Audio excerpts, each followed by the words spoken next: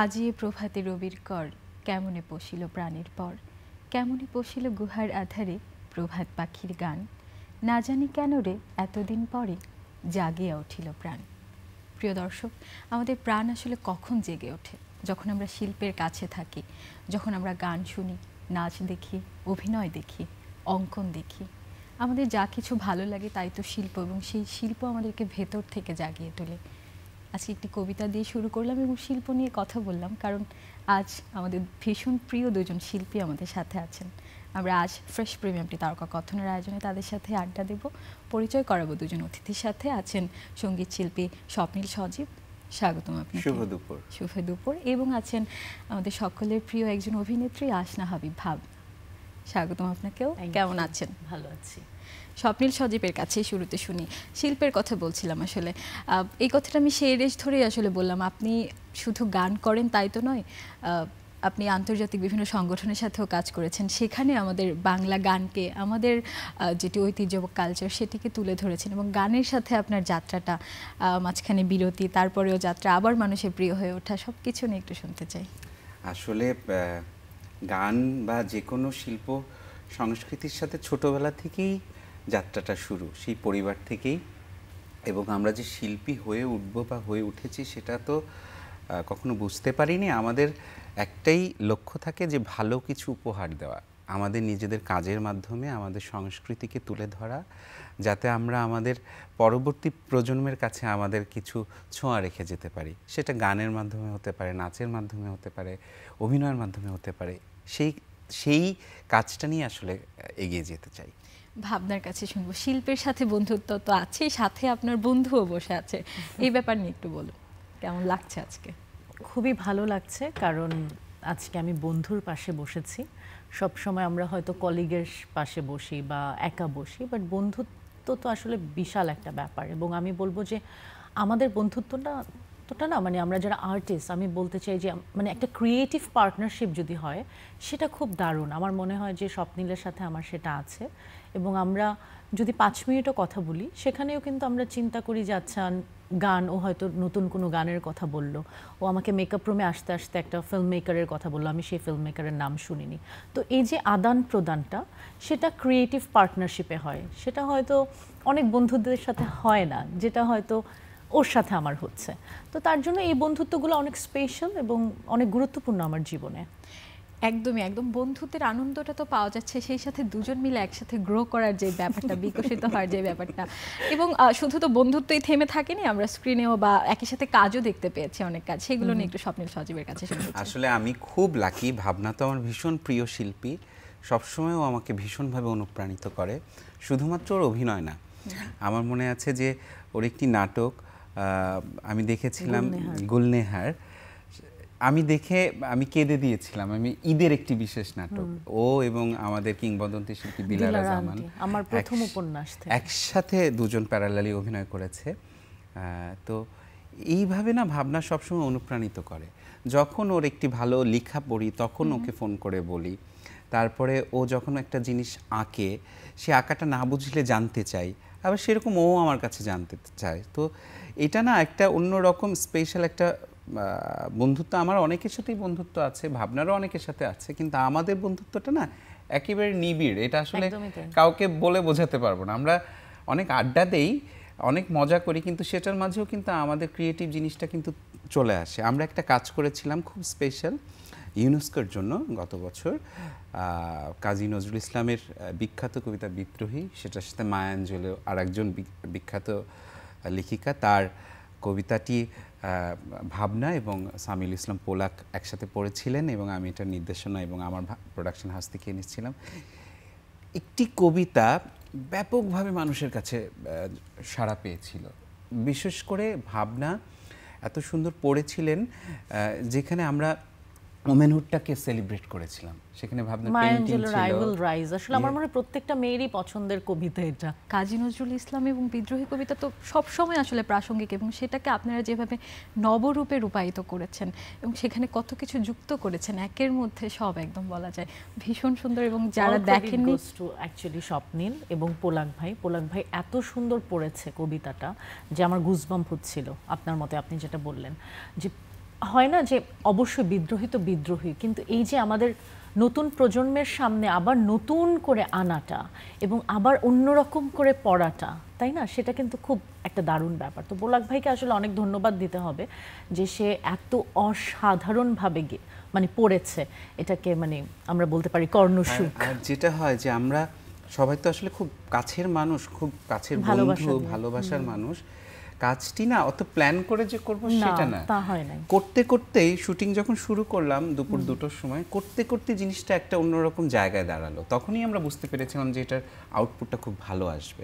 এবং কালচারালি যখন ম্যাচ করে যায় একজনের সাথে আরেকজনের, তখন কাজটা আরো সহজে বের হয়ে আসে আসলে। এটা ওই যে আত্মার টান, প্রাণের টান বলতে পারি। আচ্ছা, আমরা কিন্তু তারকা কথনে সেট এভাবে দুজন প্রিয় বন্ধুকে একসাথে পাই না। আজকে যেহেতু পেলাম, আমরা স্বপ্নিলের কাছে ভাবনার দুটি ভালো গুণ শুনতে চাই, আবার একইভাবে ভাবনার কাছে শুনতে চাই স্বপ্নিলের।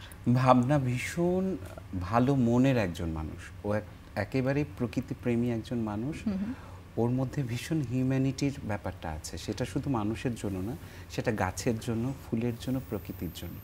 এবং ও খুব ভালো একজন নান্দনিক শিল্পী, যেটা হয়তো আমরা অনেকেই প্রকাশ করতে পারি না ওর কাজের মাধ্যমে।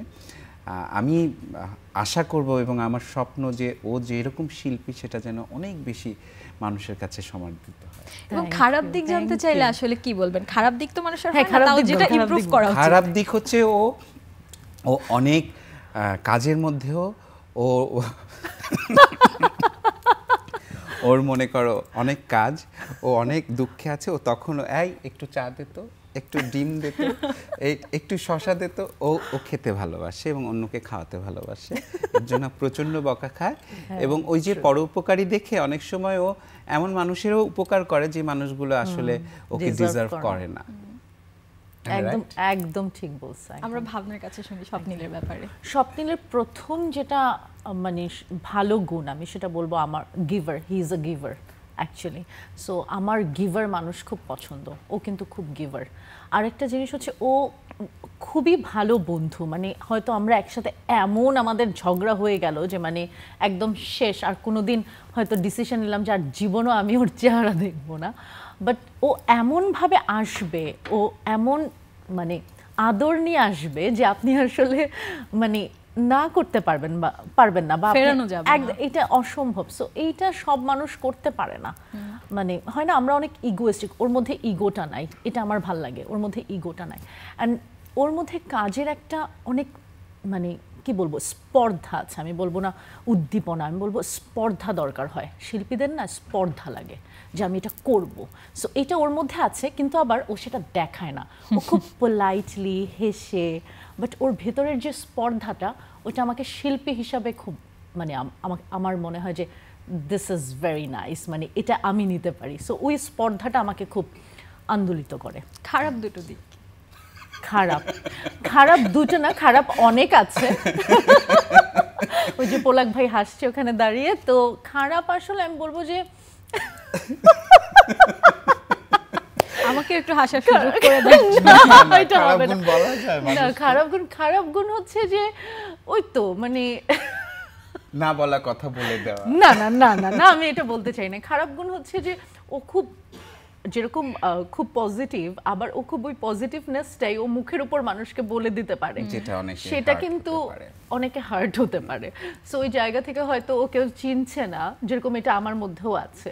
মানে ও খুব ব্লান্ট, এটা ভালো এবং এটা আমি বলবো এটা খারাপ, এটা খারাপও এটা ভালো, এটাই। আর খারাপ দিক নাই আসলে। দুইটি খারাপ দিক কিন্তু খুঁজে পায়নি সে, তার মানে খারাপ দিকের সংখ্যা কম। আমার বন্ধুটা ভালো, ওর খারাপ দিক নাই। আমরা স্বপ্নিলের কাছে শুনবো এখন কি কি কাজ চলছে বা ভবিষ্যতে আর কি কি করার প্ল্যান আছে? দুটো নতুন কাজ করলাম, আর একটি কাজের পরিকল্পনা আমার বন্ধুর সাথে আছে, সেটা রবীন্দ্রনাথকে নিয়ে, কারণ আমরা কাজী নজরুল ইসলামকে ট্রিবিউট করেছি। হ্যাঁ, এবং সাথে পোলাক ভাইও থাকবে। এরকম একটি নান্দনিক কাজ, সেখানে গান, কবিতা এবং ভাবনার একটি যুগলবন্দি থাকবে। সেটা নাচের মাধ্যমে হতে পারে, অভিনয় তো থাকেই, নাচের মাধ্যমে হতে পারে। কারণ ভাবনাকে আমরা অনেক কিছুতে দেখি, খুব বেশি নাচে পাই না। সেদিন একসাথে একটা অনুষ্ঠান করলাম আমরা, সেখানেও পুরনো দিনের কিছু গান, কিছু ক্লাসিক্যাল ফর্ম, কিছু ওল্ড মেলোডিজ নাচ ছিল। আমি আর আন্টি বসে দেখছিলাম, আমরা খুব খুশি যে কারণ দেখা যায় এখন অনুষ্ঠানগুলোতে তো অনেক ধরনের আধুনিক গান বা অনেক ধরনের একেলে গান করতে হয়, কিন্তু যে গানগুলো আমরা দেখে বড় হয়েছি সেই গানগুলো করলো, আমরা খুব আন্দোলিত এবং আমরা খুব আনন্দ করে অনুষ্ঠানটা করেছি। আম্মু, পোলাক ভাই, স্বপ্নিল একসাথে 3 জন বসা, তারা খুব দেখছে, আমি স্টেজে নাচতেছি আর ওদেরকে দেখছি, ওরা ডান পাশে বসা। আর আম্মু ভাবনা কিন্তু আসলে আমাদের কালচারটাকে এত ভীষণভাবে ওন করে, সে একদম সবগুলো দিকে সে পা রেখে এগিয়ে যাচ্ছে। এই ব্যাপারে আপনি আসলে কি এই যে আজকে আস্তে আস্তে ওর মনে হলো যে একটা ছবি আঁকবে আমার সাথে, সে একটা ক্যানভাস নিয়ে এসছে, এটা কিন্তু একটা সাহস, ওই যে বললো স্পর্ধা, ওর ওয়ার্ডটাই নিলাম, এটা আসলে এটাই একটা শিল্পী হিসেবে থাকতে হয়। এটা এই ডেয়ারটুকু না থাকলে কিন্তু আমরা আগাতে পারি না। আর আমরা অনেক সহকর্মীকে বা বন্ধুকে বা আমাদের অন্যান্য শিল্পীদেরকে থামাতে চাই যে না, এটার দরকার নাই, এটা করার দরকার নাই, কিন্তু আমরা যদি বাঁধ না ভাঙতে পারি তাহলে তার নতুন একটি বাঁধ তৈরি করতে পারবো না। তো আমাদের এই বাঁধ ভাঙতে হবে। আর আমি ওয়েট করছি যে কখন তুই একটু ছোঁয়া দিবি। তুই যখন একটু গান গাইবি তখন আমরা কখন ছবিতে দেখতে পাবো? তুই যখন গান গাইবি তখন আমি ছবি আঁকবো। আচ্ছা, তাহলে আমি একটা গান শোনাই। একদম ওকে। স্যার আমি একটু বলি, এটা অনেক পেইন্টাররা কিন্তু করে যে গান শুনছে বা সিঙ্গার গাইছে, সাথে সাথে সে আঁকছে। সো মিউজিক থেরাপি আমরা বলতে পারি। এবং এই পেইন্টিংগুলো কিন্তু হয় না যে আমরা অনেক সময় অনেক মানসিকভাবে ভেঙে পড়ি, তখন কিন্তু গান আমাদের সবচেয়ে বড় শক্তি কিন্তু। সো গান কিন্তু আমাদেরকে নতুন করে ফিরে পেতে সাহায্য করে, এবং আমার জন্য তো গান অনেক বেশি গুরুত্বপূর্ণ, তাই আজকেও গাবে, আমি আঁকবো। আচ্ছা, ভাবনাকে দেখে একটা গানের কথা মনে পড়ছে, যদি এখন বসন্ত না, এটি বসন্তের গান, ফাগুন হাওয়ায় হাওয়ায়। আমি ছোট করে একটু গাই। ওকে, তাহলে আমিও শুরু করি।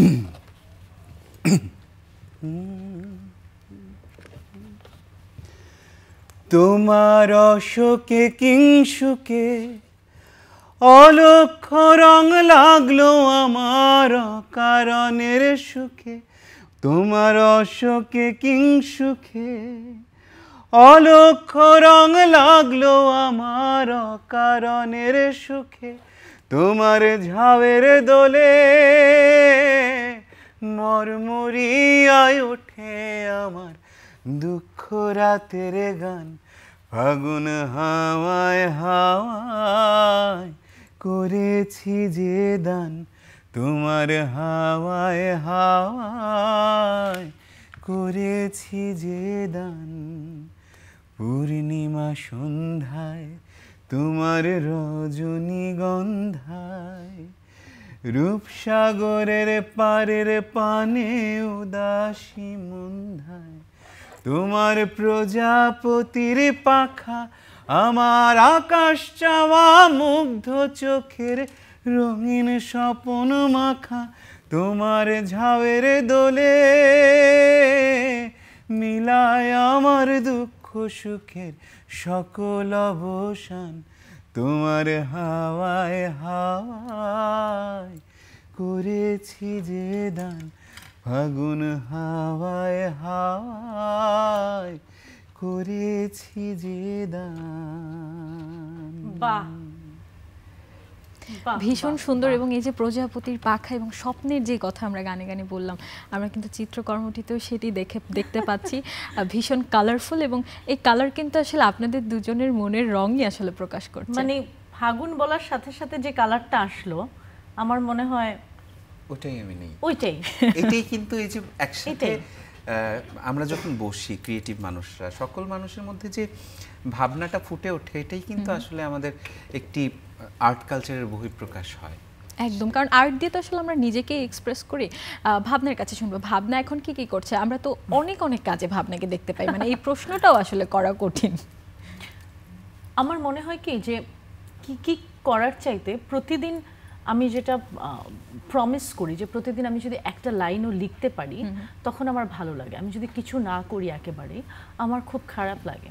আমি যেহেতু অভিনেতা হিসেবে বেশি মানুষের কাছে সমাদৃত, তো সেই কারণে আমার মনে হয় যে অভিনয়টা এখন এমন একটা জায়গায় আসলে আমরা আছি, এমন একটা সময় আমরা আছি যে এখন দর্শক খুব সচেতন।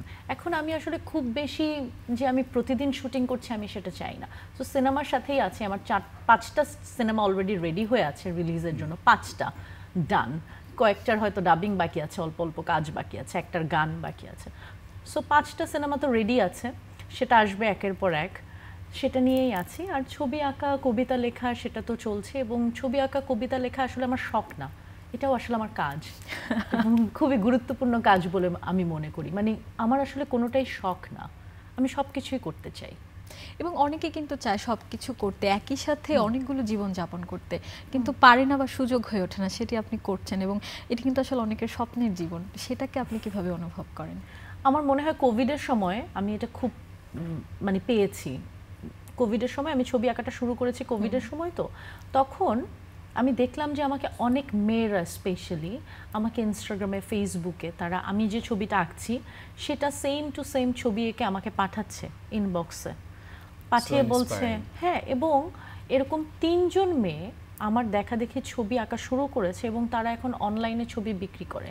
বাহ, সিরিয়াসলি। এবং 3 জনের সাথে আমার পরিচয় আছে পার্সোনালি। তারা ইনস্টাগ্রামে তাদের পেজ আছে পেইন্টিংয়ের, তারা বিক্রি করে ছোট ছোট ক্যানভাসে ছবি আঁকে এবং তারা প্রফেশনালি করছে।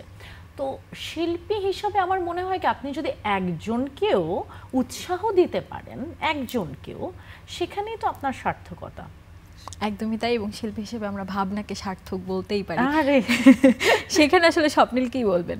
সার্থক কিনা জানি না, ও তো শিল্পটাকে যাপন করে। দেখো আমরা নিজেদের প্রশংসা বা নিজেদের বড় কথা নিজেরা বলতে পারি না, আর আমরা বড় হতেও চাই না। বড় তখনই একটা মানুষ হয় কারণ আমরা এত বড় মানুষকে দেখেছি খুব কাছ থেকে, যে তারা সবাই না তাদের জায়গাতে অনেক বড়, কিন্তু মানুষ হিসেবে তারা কিন্তু সেই শিশুসুলভ বা সেই মানুষ হিসেবে তাদের মধ্যে বিনয়টা রয়ে গেছে। বিনয় বা ভালোবাসার হাত বাড়িয়ে দেওয়ার একটি আকাঙ্ক্ষা পাই। তো ওই শিল্পটাকে যাপন করাই আমাদের সব থেকে বড় দায়িত্ব, যেটা নিয়ে আমরা এগিয়ে যেতে চাই এবং এই যে অনুপ্রাণিত করতে চাই। এবং আমরা কিন্তু জানি কাল আপনার জন্মদিন। আপনাকে আগে থেকে জন্মদিনের অনেক অনেক শুভেচ্ছা, অ্যাডভান্স হ্যাপি বার্থডে। এবং কালকের দিনটা আপনি কিভাবে কাটাবেন? কালকের দিনটা এবার আসলে এখন বড় হয়ে গেছি তো পরিবারের সাথেই কাটাবো, যে বন্ধুদের সাথে কাটাবো। কিন্তু আমি লাস্ট 4-5 বছর ধরে কিছু সুবিধাবঞ্চিত শিশুদের সাথে কেক কাটি। আমার এটা খুব আনন্দ হয় ভাবনা। এবং ওর একটা ফাউন্ডেশনও আছে, যেটা যে foundation, sorry to interrupt you, so Swapnil foundation নামের ওর একটা ফাউন্ডেশন আছে, যেখান থেকে আসলে ও অনেক বাচ্চাদের সাথে কাজ করে। এবং সেটা হচ্ছে কি যে শুধু এরকম না যে আপনি কাউকে টাকা দিয়ে দিলেন, হেল্প হয়ে গেল। ওর যেটা ভালো লাগে যে এই যে গানের মাধ্যমে ওই বাচ্চাদেরকে নিয়ে ও শো করেছে, যেখানে আমরা পারফর্ম করেছি, ইন্ডিয়া থেকে বড় বড় শিল্পীরা এসেছে। সো এটা কিন্তু সবাই করে না, সবাই হয়তো একটু হেল্প করে দিচ্ছে, টাকা দিয়ে দিচ্ছে, দ্যাটস ইট। বাট ও যে বাচ্চাদেরকে নিয়ে একটা শিল্পের সাথে বসবাস করছে, সেটা খুব কমেন্ডেবল। আসলে এটা ভীষণ প্রশংসনীয়। আপনার এই যাত্রাটা শুরু কিভাবে হলো? এটা প্রায় 7 বছর হয়ে গেছে। আসলে এটা আমি যখন বসুন্ধরাতে ছোট্ট একটি বাসায় থাকতাম, আমাদের যে হেল্পিং হ্যান্ড, আমাদের যে সহকর্মী, তার মেয়ে খুব ভালো গান গাইতে পারে। তো ওখান থেকে মামা একদিন গান শোনায়, তখন আমার মনে হলো যে আমি তো এইভাবে ওদের সাথে গান শুনতে পারি। তারপরে গান শুনতে শুনতে এরকম 8-10 জন 15 জন হতে হতে আমার মনে হলো যে ওদেরকে কেন না আমরা বাংলা ভাষা, বাংলা সিনেমা, যেটার প্রতি ওদের ভালোবাসা আছে, আমরা একটু ওদের সাথে টিফিন খাই মাসে বা সপ্তাহে একদিন, ওদের সাথে একটু গল্প করি, নতুন কি সিনেমা আসছে সেটা নিয়ে ওদের সাথে, যার যেটার দিকে আগ্রহ, বাংলাদেশ, আমাদের মুক্তিযুদ্ধ, এই ব্যাপারগুলো নিয়ে ওদের সাথে ডিসকাস করি। আমার মনে হয় যে এ থেকে যদি একটা বাচ্চার মধ্যে একটু দেশত্ব বোধ বা একটু শিল্পের ছোঁয়া তাদের মধ্যে যায়, তাহলেই মনে হয় আমার সার্থকতা। এবং ভাবনা আসলে যে কথাটি বললেন, আমরা কিন্তু ওইভাবে ভাবি না অনেকেই, যে একটু সাহায্য করে দিলাম তারপর আর শেষ, ওখানেই যাত্রাটা সমাপ্তি করে দিই। কিন্তু আপনি আসলে যেভাবে শিল্পের প্রতি তাদেরকে আগ্রহী করতে চাচ্ছেন, কালচারালি তাদেরকে এডুকেটেড করতে চাচ্ছেন, এটি সত্যিই প্রশংসনীয়। এখন প্রত্যেকবার জন্মদিনে তো নানান ভাবনা ঘুরে ফিরে আসে, যে এই বছর আমি এটি করব বা এর পরের বছর এটি করব। আপনার এই বাচ্চাদেরকে নিয়ে ভবিষ্যৎ প্ল্যানটা কি, বা আপনি জন্মদিনে আসলে কি ভাবেন, যে কি চ্যালেঞ্জ আপনি গ্রহণ করবেন এর পরের জন্য?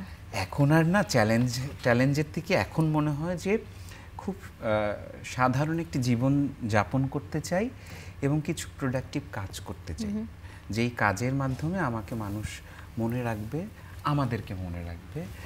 আর ওই যে বললাম যে বাচ্চাদেরকে সৃষ্টিশীল করতে চাই, তাদের মধ্যে যদি একটু প্রতিভা থাকে, সুপ্ত প্রতিভা, সেটা বিকশিত করতে চাই। কি সুন্দর ভাবনা, একটা ছবি আঁকছে, দেখে মনে হচ্ছে যে এটাই আজকের দিনের আমার অর্জন, এবারে জন্মদিনে এটাই আমার বড় উপহার। যদিও এটা আমার জন্য না, কিন্তু এই যে একটি সৃষ্টি কর্ম, যেটা কিন্তু আমাদেরকে বয়ে নিয়ে যাবে, সেরকম কিছু কাজ করতে চাই। এবং খুব তাড়াতাড়ি আমি ভাবনা, পোলাক ভাই আমাদের একটি নতুন কাজ আনতে চাই, যেটা দর্শকের মাঝে আমরা চাই যে তারাও আমাদের দ্বারা অনুপ্রাণিত হোক। এবং আমাদের জন্য আসলে এই সময়টা খুবই স্পেশাল। এখানে বসে বসে গান শুনলাম, সাথে ভীষণ সুন্দর একটি শিল্পকর্ম দেখছি, মানে ভীষণ মিষ্টি এই আড্ডাই থেকে আমি নিজে আসলে খুবই আন্দোলিত হচ্ছি। এটা কিন্তু পুরোটাই ওর ভাবনা ছিল। আসার সময় হঠাৎ করে কেন জানি ছবি আঁকতে মনে হয়েছে, ও নিয়ে এসছে। তো এটা না স্বপ্নিলের সাথে আসলে ছবি আঁকাটা যায়, কারণ ও রবীন্দ্রসঙ্গীত করে। আর রবীন্দ্রসঙ্গীত আমাদের মাঝে, রবীন্দ্রনাথকে না আসলে ছাড়া যায় না, রবীন্দ্রনাথকে আপনি জীবন থেকে ছাড়তে পারবেন না। তো রবীন্দ্রসঙ্গীত শুনলেই মনে হয় না যে ছবি আঁকা শুরু করি, মানে আঁকতে পারবো, বা একটু নাচ করি, মানে একটু অন্য জগতে যেতে ইচ্ছে করে। তো নিজের গান নিজের দেখতে কেমন লাগে? আজকে অনেক দিন পর শুনেন, আমার নিজেরই ভালো লেগেছে। আর আপনি একটা স্বপ্নের কথা বললেন না, এটা আমাদের সম্মিলিত স্বপ্ন। আমি জানি না ওর কিনা, যে বাংলা গান কোনো একদিন, বাংলা সিনেমা, বাংলা নাটক, বাংলা সংস্কৃতি কোনো একদিন বিশ্বমঞ্চে রাজ করবে। তারা গ্র্যামিতে যাবে, তারা কানে যাবে, তারা অস্কারে যাবে, গোল্ডেন গ্লোবে যাবে। যেমন আমার এই গানটি আমার সাথে যিনি বাজিয়েছেন, তিনি 2 বার গ্র্যামি অ্যাওয়ার্ড প্রাপ্ত পণ্ডিত বিশ্বমোহন ভাট। তো তার সাথে কাজ করে মানে এই গানটা দেখে মনে হলো যে আমার তো এখন অনেক স্বপ্ন বাকি আছে। এটা কেন বললাম না, ভুলে গেছি। কারণ আমাদের, শুধু আমার না, এটা আমার দেশের জন্য স্বপ্ন যে আমাদের শিল্পীরা বিশ্বমঞ্চে হয়তো এবং আমরা সকলেই আসলে আপনাদের দুজনকে সেই জায়গায় দেখতে চাই। আমরা চাই ভাবনার ছবিটি একটু দর্শকদেরকে দেখে দেয়। এখনো শেষ হয়নি, এটা জাস্ট রংটা দিলাম আর কি। বলবো যে প্রথম ধাপ, আসলে কিছুই হয়নি, গানের সাথে সাথে যে রংগুলো আসলো, কিন্তু এটা আমি শেষ করে আমি সুন্দর স্বপ্নিলকেই দিই। নিশ্চয়ই আজ সারাদিনের ছবিটি শেষ হবে, আমার মনে হচ্ছে তাই। অনেক ধন্যবাদ দুজনকে আমাদেরকে আজকে সময় দেওয়ার জন্য। খুব মিষ্টি একটি আড্ডা হলো, এবং জন্মদিনের আবারও শুভেচ্ছা। প্রিয় দর্শক, যারা এতক্ষণ তারকা কথনের আয়োজনে আমাদের সাথে ছিলেন, আপনাদেরকেও ধন্যবাদ জানাচ্ছি। আবারও দেখা হবে আগামী আয়োজনে। সেই পর্যন্ত ভালো থাকুন, সুস্থ থাকুন। শুভ জন্মদিন, শুভ জন্মদিন, হ্যাপি বার্থডে টু ইউ। এত খাওয়ার কোনো দরকার নাই। ও গান বাজাচ্ছে,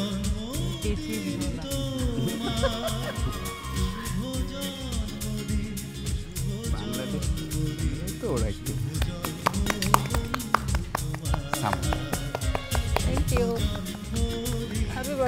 শুভ জন্মদিন, অনেক ভালো থাকো, অনেক বড় হও, অনেক সুন্দর সুন্দর কাজ করো। এটা কিছু হয়, এটা খুব সুন্দর।